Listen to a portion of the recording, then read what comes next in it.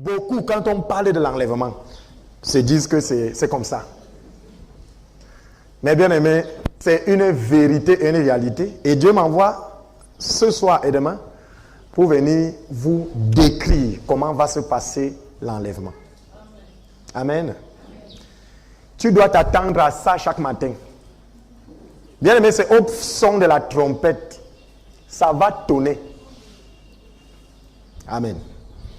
Donc le thème du séminaire, c'est comprendre l'enlèvement de l'Église. Comprendre l'enlèvement. Car il faut que l'apostasie soit arrivée auparavant et qu'on ait vu paraître l'homme impie, le fils de la perdition. Alléluia. Ça là, c'est un texte. On vous dit, ne vous stressez pas quand vous allez voir des choses. Parce qu'il y a des choses qui doivent d'abord arriver avant que Jésus ne revienne. Des gens qui paniquent à n'importe quoi. Une montagne vomit le feu, Jésus revient. Il y a le tsunami, Jésus revient.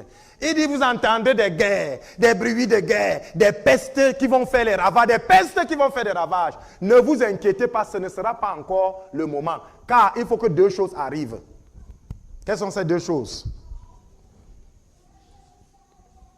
Qu'est-ce qu'il faut que ça arrive? L'apostasie et l'homme impie. C'est deux grandes choses. Alléluia. Il faut que deux grandes choses arrivent d'abord avant que vous voyez Jésus venir.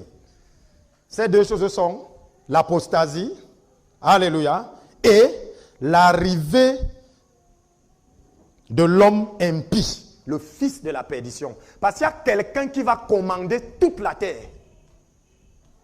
qui sera le président de toute la terre. Et les choses qui sont en train de se mettre en place, les grands blocs que vous voyez là, vont se coller et ils vont désigner un seul qui va les commander tous. Il faut d'abord que ces deux choses arrivent pour voir venir le Fils de l'homme. Alléluia. Maintenant, il est question de voir ce que c'est que l'apostasie et le retour et le Fils impie. Amen. L'apostasie est quand celui qu'on appelle impie va venir prendre le commandement. Qu'est-ce que l'apostasie? Généralement, les hommes de Dieu, quand on dit apostasie, vous avez quelle idée? Que hey, ça c'est une apostasie. Vous voyez quoi? Abandon de Dieu, n'est-ce pas? Qui dit abandon de Dieu? De manière naturelle, hein, on n'est pas ici en théologie. Quand on dit que ça, et nous sommes dedans, hein, ça c'est une apostasie. On pense à quoi? Il a dit l'impureté. On pense à quelque chose de bizarre. On dit, hey, ça c'est une apostasie, n'est-ce pas? C'est l'inverse. C'est l'inverse. On dit que pour que Jésus vienne, il faut qu'il y ait deux choses. L'apostasie et l'homme impie. C'est quand vous allez voir ces deux choses arriver que vous saurez qu'il vient. Mais attention, si vous voyez l'homme impie, ça veut dire que vous allez souffrir. Vous allez comprendre pourquoi. L'apostasie ici, quand vous entrez dans certaines définitions, c'est départ. Dans certaines traditions anglaises, on appelle departure, c'est-à-dire le départ de. Beaucoup ont cru que c'est le départ de la foi.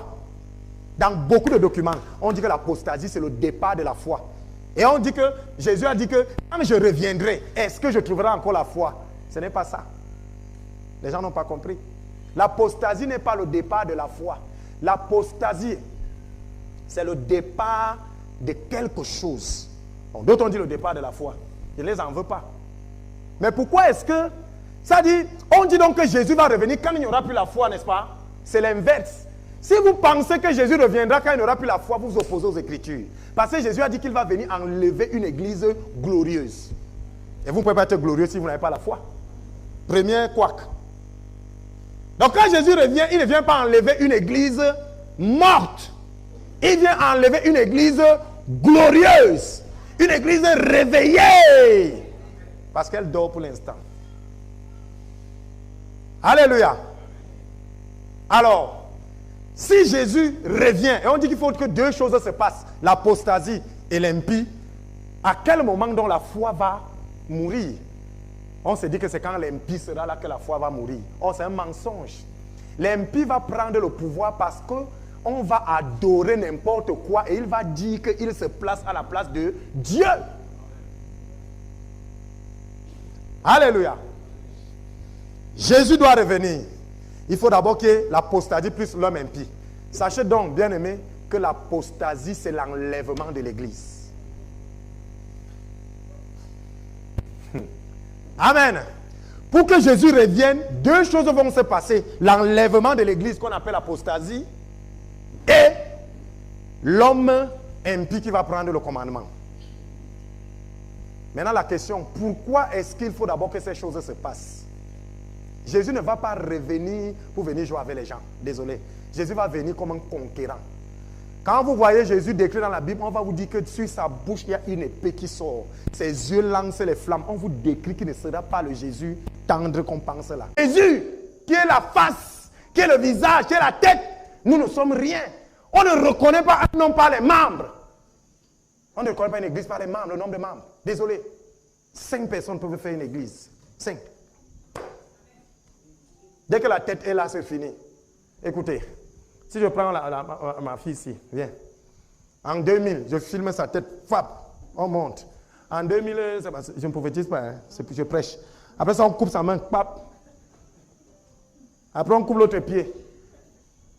Vous croyez qu'on ne va pas là de... Elle a changé, ce n'est pas elle.